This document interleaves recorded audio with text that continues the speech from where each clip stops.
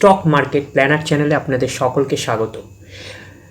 Subscribe করে পাশে থাকা বেল আইকনটা ক্লিক করে অল সিলেক্ট করবেন, তাহলে আপলোডিং ভিডিওগুলোর সাথে সাথে আপনাদের নোটিফিকেশন পেতে সুবিধা হবে। আমরা এখানে আলোচনা করছি এনবিএফসি সেক্টরের বিলং করছে একটা ফান্ডামেন্টালি একটা স্ট্রং কোম্পানি, যার ব্যালেন্স শিট নিয়ে আমরা আলোচনা করছি। এটার ডিটেলস আরও আলোচনা করলে আপনারা বুঝতে পারবেন যে এই কোম্পানিটা আগামী দিনে আরও কতটা গ্রো করবে। এটাও একটা এনবিএফসি কোম্পানি। ফার্স্ট আমরা আসছি রিজার্ভ অ্যান্ড সারপ্লাস।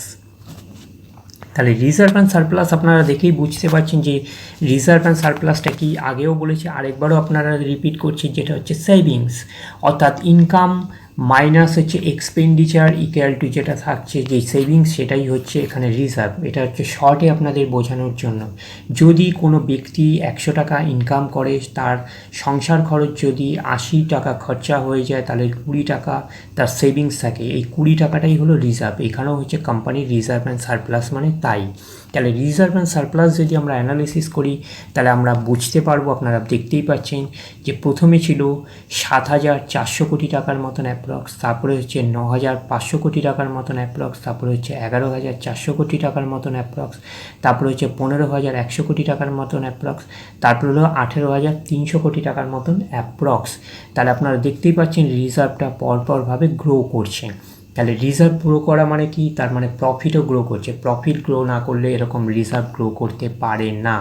তার মানে এইটা থেকে ক্লিয়ার হয়ে গেল। তার মানে রিজার্ভ বাড়ছে মানে কোম্পানির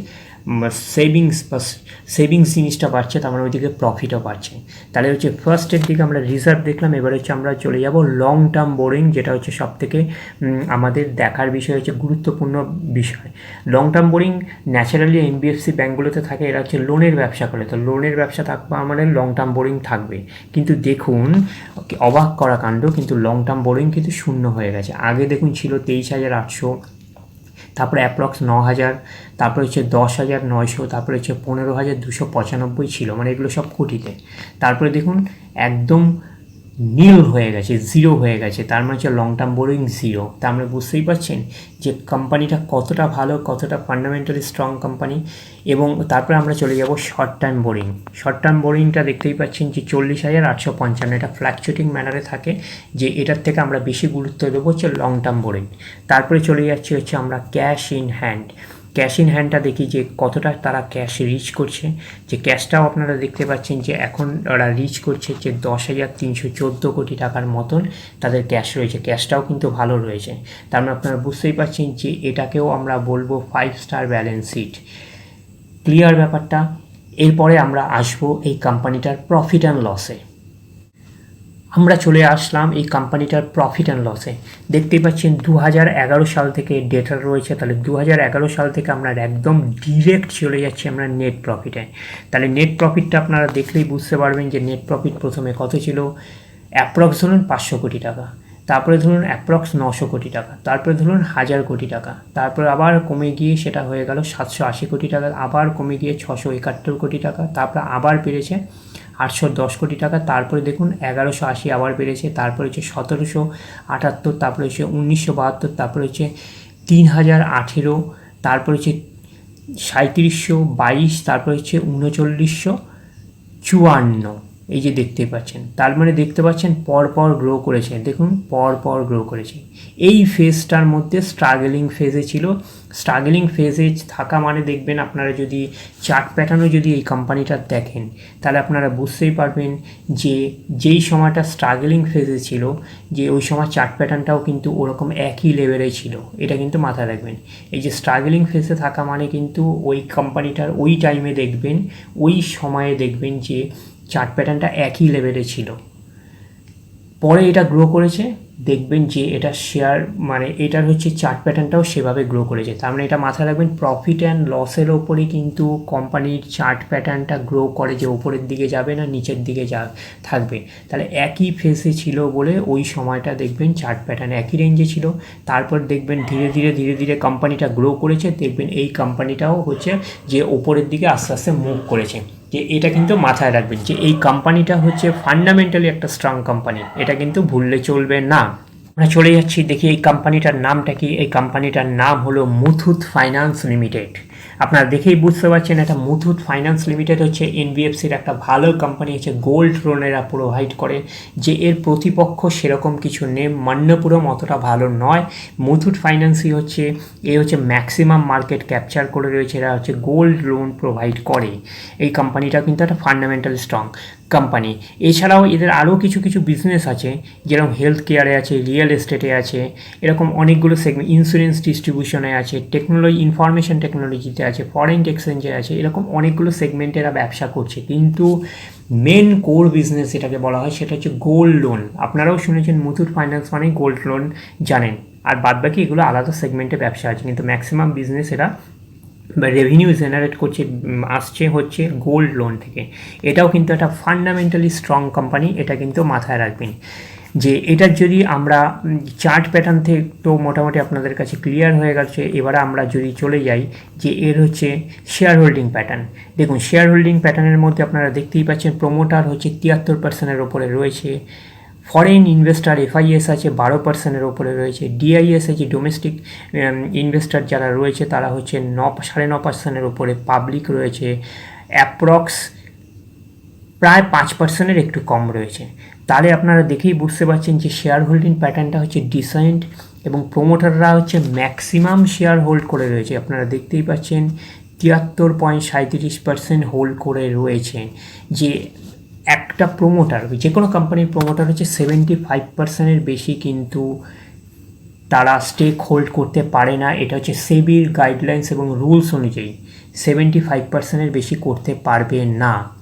কিন্তু এরা দেখুন 73%-এর ওপরে হোল্ড করে রয়েছে।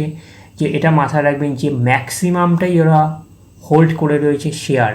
তাহলে এটা একটা ডিসেন্ট চার্ট প্যাটার্ন। যদি এই কোম্পানিটার কোনো কারণে আগে লস হয়, যদি প্রমোটাররা গড়বড় করে, তাহলে ফার্স্ট হচ্ছে এদের ক্যাপিটালটাই হচ্ছে ডিস্ট্রয় বেশি হবে, যেহেতু এটাতে 73% ওপরে শেয়ার রয়েছে আপনার আমার থেকেও, এটা কিন্তু মাথায় রাখবেন। সেই কারণে হচ্ছে এই কোম্পানিতে বিশেষ করে প্রমোটাররা খুব ভালোভাবে প্ল্যান ওয়াইজ এরা কাজ করবে, কেননা ওদের ক্যাপিটালটা যেহেতু বেশি রয়েছে, এটা কিন্তু মাথায় রাখবেন।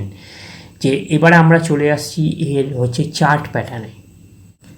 আমরা এই চার্ট প্যাটার্নে আসলাম, মুথুট ফাইন্যান্স লিমিটেডের চার্ট প্যাটার্নে আসলাম। চার্ট প্যাটার্ন থেকে আপনারা দেখতেই পাচ্ছেন যে একদিনের রিটার্ন হচ্ছে -0.22%, 5 দিনের রিটার্নও হচ্ছে -2.23% নেগেটিভ, এক মাসের রিটার্ন হচ্ছে অ্যাপ্রক্স 14%-এর মতন, 14%-এর মতন নেগেটিভ। আর যদি 6 মাসের রিটার্ন ধরি অ্যাপ্রক্স -33%-এর মতন নেগেটিভ রিটার্ন দিয়েছে। আর 1 জানুয়ারি থেকে যদি ধরি তাহলে অ্যাপ্রক্স 36%-এর মতন নেগেটিভ রিটার্ন দিয়েছে। এক বছরের যদি আমরা রিটার্ন ধরি অ্যাপ্রক্স -32.5%-এর মতন নেগেটিভ রিটার্ন দিয়েছে। দেখুন অ্যাপ্রক্স 32.5%-এর মতন এক বছরের নেগেটিভ রিটার্ন। এটা যখন পিছনের দিকে আরও যত খেলবেন এটা আরও ক্লিয়ার হয়ে যাবে ম্যাক্সিমাম চার্ট প্যাটার্নে। ওই জন্য শর্ট টার্মের কোনো গুরুত্ব দেওয়া হয় না, বা শর্ট টার্মে প্রফিট লস কী হতে পারে কেউ বলতে পারে না। যত লং টার্ম যাবেন তত এর প্রফিট মার্জিন বাড়বে।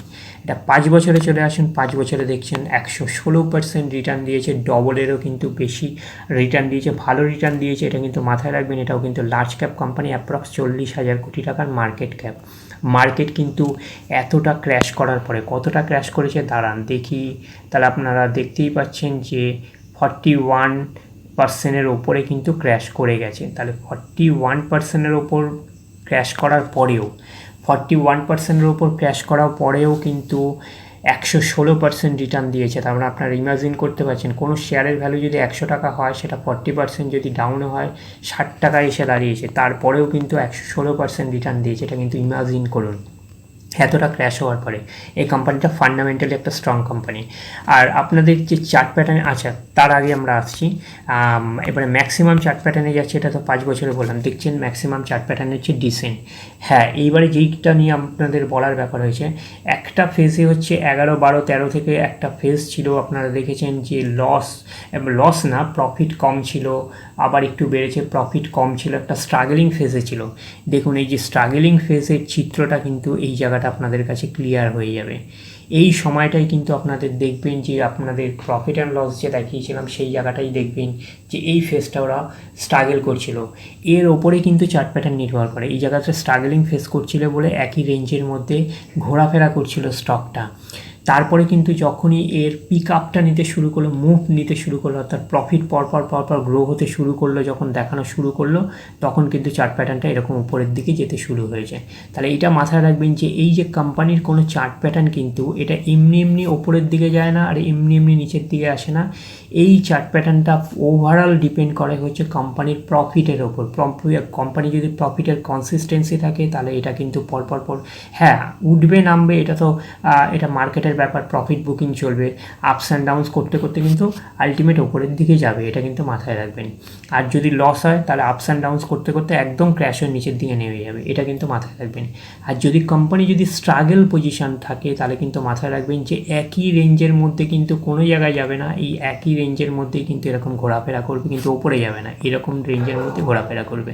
এটা কিন্তু আপনারা মাথায় রাখবেন যে এটাও একটা ভালো কোম্পানি, এটাও আপনারা র্যাডারে রাখতে পারেন, যে আমি রেকমেন্ড করছি আপনাদের কেনার জন্য। আপনারা এটা স্টাডি করুন, র্যাডারে রাখুন, এটাও একটা ফান্ডামেন্টালি স্ট্রং কোম্পানি। আপনারা কিন্তু 41%-এর ওপরে কিন্তু ডিসকাউন্ট রেটে এই মুহূর্তে পাচ্ছেন মার্কেটটা ক্র্যাশ হওয়ার পরেও। যখন মার্কেট র্যালি শুরু হবে এই কোম্পানিটা কিন্তু আরও ভালো রিটার্ন দেবে। তাহলে বুঝতেই পারছেন, তাহলে এই কোম্পানিটা আপনারা র্যাডারে রাখুন, এটা নিয়ে আপনারা স্টাডি করুন, ফান্ডামেন্টাল স্টিকগুলোকে নিয়ে ভাবুন। যদি ভিডিওটা ভালো লাগে তাহলে প্লিজ লাইক অ্যান্ড সাবস্ক্রাইব করবেন। ধন্যবাদ।